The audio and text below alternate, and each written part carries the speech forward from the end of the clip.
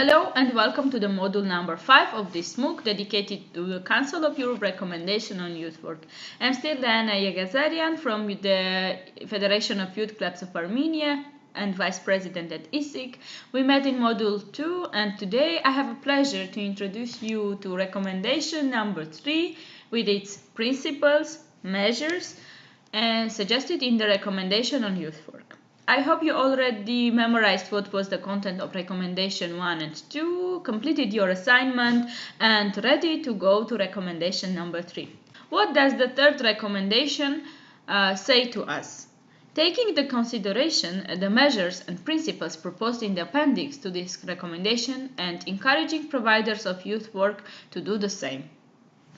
So as you see, this recommendation is completely devoted to principles and measures, and I will start with the principles and explain a bit what do we mean saying these 6 principles and including them in the text of the recommendation.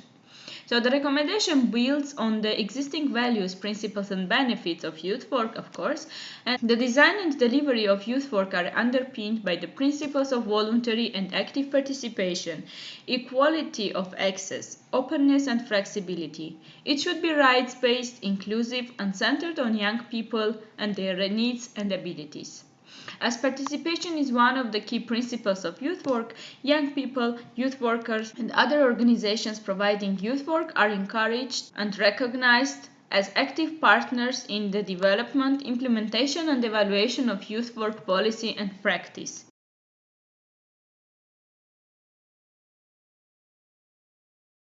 Voluntary and active participation. Young people take part in making decisions about what and how they are going to learn. Let young people decide when, how and what topics they wish to work on.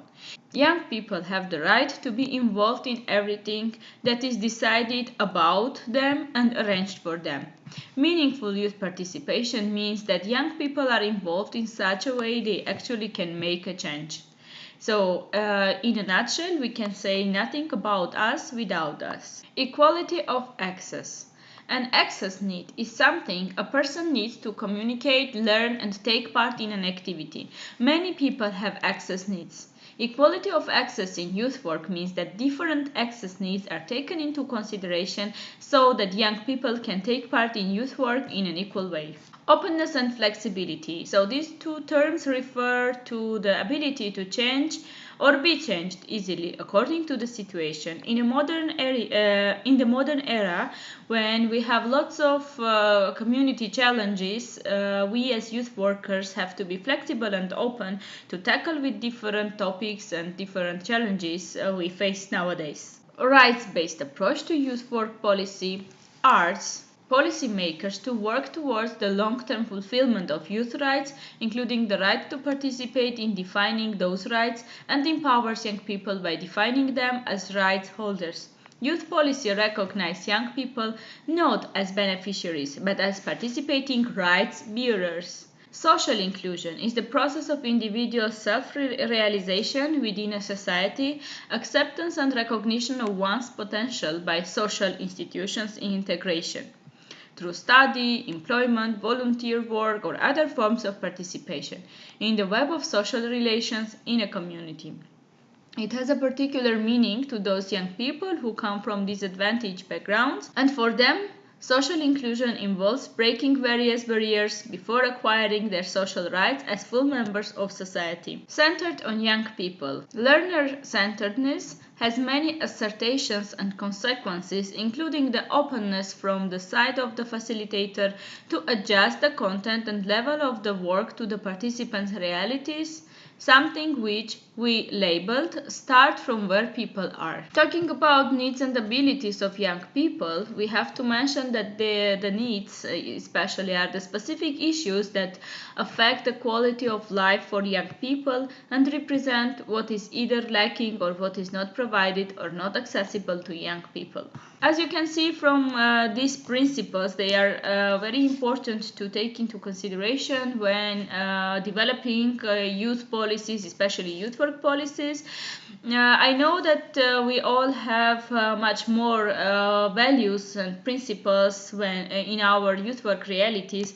However, these are the common ones that have been agreed, and it is very important that once again you go along these principles, read about them, and if you have any questions, feel free to come to us and we are ready to explain you more if something is not clear. It is very important that the recommendation underlines that the member states are encouraged to secure the active participation of all the stakeholders when taking forward the recommendation and the following measures. There are several certain measures proposed in relation with the first and second recommendations of the document. A proposed to the first recommendation in establishing policies that safeguard and proactively support the establishment and further development of youth work at all levels. Member states are invited to, first of all, provide an enabling environment and conditions for both proven and innovative youth work practices, including, for example, sustainable structures and resources, particularly at the local level, while acknowledging that youth work benefits from regional, national, and international opportunities and cooperation. Member states are also invited to strengthen the role and position of youth work in order to facilitate cross-sectoral cooperation between youth work, whether it is provided by public authorities, the private sector or civil society, and other sectors, including, for example, social care, health, sport, culture, formal education, employment, services, and criminal justice. Promote and support coordination between local, regional, national, and European levels of youth work, hereby facilitating networking, cooperation, peer learning, and exchange. Further in the measures, member states are also invited to promote the recognition of the values, attitudes, skills, knowledge, and critical understanding developed through participating in and delivering youth work. It is very important also to promote equal access to youth work. Equal access to youth work we already discussed in the part of principles, so if you want to revise it again, you can do that and then go further in these measures. Promote the role of youth work by informing young people of their rights and of the opportunities and services available to them. Strengthen the active citizenship, participation and social inclusion of all young people, especially those who are at risk and marginalized. Broadening intercultural competencies, European identity and international understanding among young people. Encouraging young people to advance the Sustainable Development Goals, SDGs, in their living environment. Addressing and preventing discrimination, intolerance and social exclusion. And enhancing non-formal and informal learning. Respect the freedom and autonomy of youth organizations and other non-governmental organizations, NGOs doing youth work. Yeah, this is very important measure, especially in those countries where youth work policy is step by step developing and it is not as developed as in other countries, because NGOs or civil society organizations who are providing youth work and preparing future citizens, they have to have autonomy, foster knowledge-based youth work that can respond to the changes and trends in our societies and the emerging challenges faced by young people. Member states are also invited to encourage the use of research, evaluation and continuous follow-up in developing knowledge-based quality youth work, ensuring that mechanisms are in place to measure its outcomes and impact.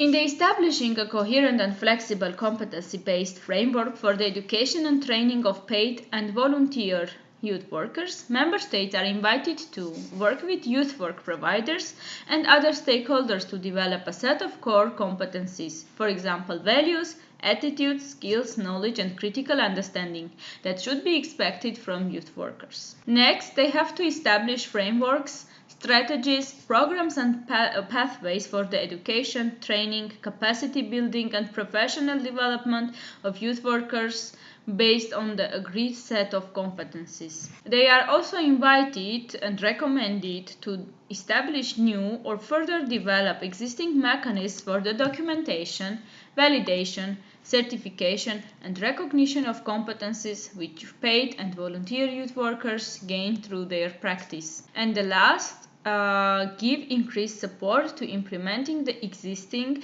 and future European frameworks and agendas on the recognition of non-formal and informal learning. So as you can see, these 4 points are related with the second recommendation, related with developing youth work education and training.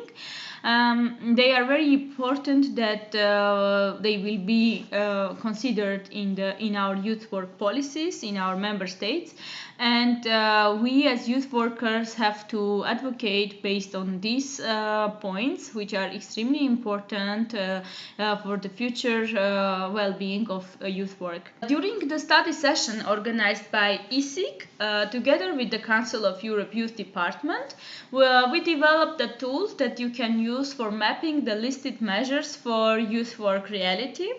The tool can be downloaded from this page. Please do that, and I will explain you how to use it. We suggest that you print it first of all, preferable on A3 paper because it will be bigger and more visible for you to use it.